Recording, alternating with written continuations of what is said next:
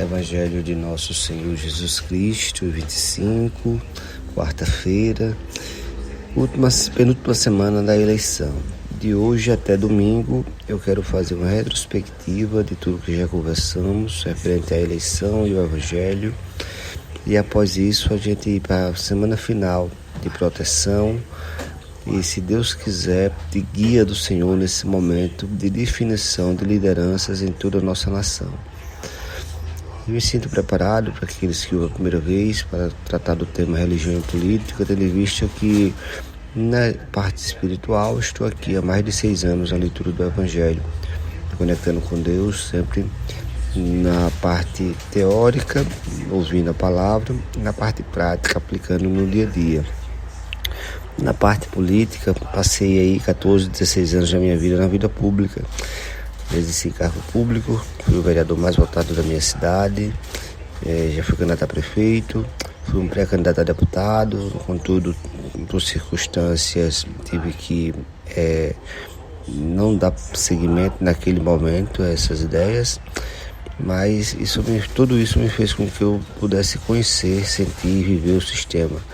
Como fui de oposição, fui mais desafiado ainda a conhecer e a poder lidar com mais eficiência com toda uma manobra que se estava estabelecida dentro do sistema político. E isso aí me trouxe ainda uma visão mais ampliada de como tudo ocorre. Mas vamos lá, vamos ouvir o que o Evangelho tem a nos dizer hoje e o que a gente pode começar a recapitular de tudo que a gente já conversou, porque eu acredito ser importante para que todos nós possamos estarmos conscientes do que estamos fazendo. Só lembrando que não tem viés nem político, partidário, nem muito menos viés religioso em defender nenhuma religião. São apenas palavras e pensamentos pessoais, nos quais eu peço inspiração ao Divino Espírito Santo para guiar cada palavra falada, cada gesto manifesto. E assim nos fala o Evangelho de hoje, segundo São Lucas. Jesus convocou os 12 discípulos e deu-lhes poder e autoridade sobre todos os demônios para curar as doenças. Enviou-lhes a proclamar o reino de Deus e a curar os enfermos, e disse-lhes: não leveis nada pelo caminho, nem cajado, nem sacola, nem pão, nem dinheiro, nem mesmo 2 túnicas. Em qualquer casa que entrastes, ficais aí, e daí é que partireis de novo. Todos aqueles que não vos acolherem, ou ao saíres daquela cidade, sacudi a poeira dos vossos pés como protesto contra eles. Os discípulos partiram e percorreram os povoados, anunciando a boa nova e fazendo curas em todos os lugares. Olhe a forma de simplicidade que Jesus quer que a gente leve a palavra dele, né? Sem ouro, sem prata, sem extravagância. E na política, como que está? A política também é uma forma de levar a palavra, né? Muitas palavras são ditas agora na eleição. Todos tentam convencer a você, cidadão, cidadã, de que apoiar aquele ou aquela outra é a melhor opção. Pois eu lhe digo, a primeira mensagem é colocar Nosso Senhor Jesus Cristo na vossa casa, na nossa família, na vossa frente para a sua decisão. Diante de tantas propostas, só tem certo o voto daqueles que já foram comprados, ou comprado por promessa de trabalho, ou comprado por dinheiro. Todos os demais da população não sabem por onde caminhar ainda. Isso é um fenômeno diante da falta de líderes que realmente entusiasmam as pessoas a segui-los e a acreditar nos seus propósitos e projetos. E nisso se vai até o dia da eleição. Nós já conversamos que nesse momento da eleição, aqueles candidatos profissionais têm os seus próprios sistemas de captação de eleitores para compra de votos. Cadastram, parecendo mais um cadastro social. onde eles conseguem identificar por sessão de urna se aqueles votos que eles estão comprando vai chegar no dia da eleição. E se não chegar, alguns são radicais, vão buscar de volta o que deram, outros se afastam completamente daqueles que traíram eles. A traição é algo comum nesse meio todo, porque onde o mal se caminha, mais mal acontecerá, né? Mas assim, veja o dano que é para a sociedade, essa prática de compra de votos. Quem compra o voto, quem gasta o que não tem, muitas vezes pega dinheiro emprestado com os outros para financiar esses gastos exorbitantes. Certo, está tendo coragem, mas a que custo essa coragem? Né? Ao custo de se comprometer para o resto do seu mandato e ficar amarrado, tendo que pagar o que gastou, ao invés de estar preocupado em trabalhar pelo povo, em buscar melhorias, em aperfeiçoar o sistema para poder acolher a todos nos caminhos, não só físicos, mas a política também precisa começar a trabalhar sobre os caminhos mentais e espirituais para assim alcançar os objetivos da humanidade. Não é isso que acontece. Eu conversava com um colega um dia desses, ele dizendo, tudo cadastrado, tudo no sistema que não é permitido por lei, né, para iniciar, mas aí cadastra-se o título do eleitor, o nome do eleitor, sabe-se a sessão onde ele vai votar e depois da eleição é só ir lá e ver se naquela sessão teve aquele número X de voto. Não consegue identificar exatamente quem foi que votou, quem não votou, mas consegue ter uma base, uma média que vai dar a condição de avaliar a eficiência. E assim tem se mantido no sistema, né? Isso é triste, até nas grandes capitais, em todas as partes, nos interiores, acontecem essas coisas.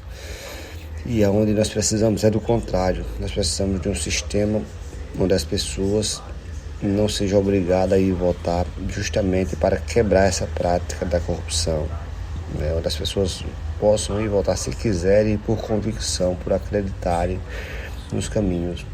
E a gente sabe que a política é importante, sim. Ela é quem vai desenhar as políticas públicas, as ajudas nos 4 anos, né? Os investimentos na saúde, os investimentos na educação. Não podemos virar as costas de jeito nenhum.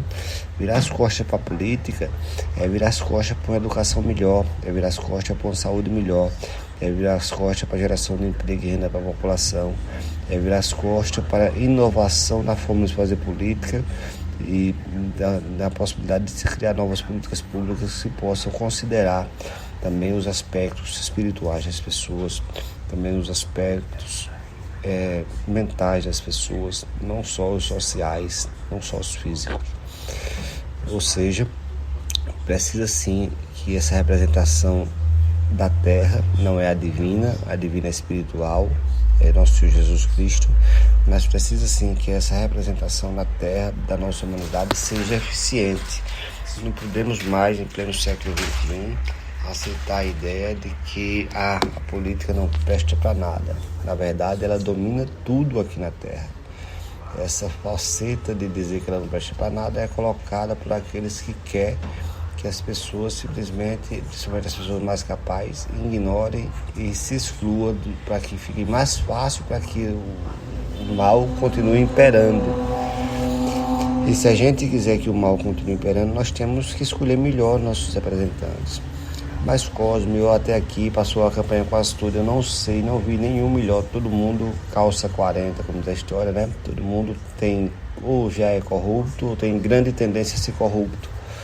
Se na sua região está desse jeito, faça um voto de protesto. Qual é o voto de protesto? Voto branco e confirma.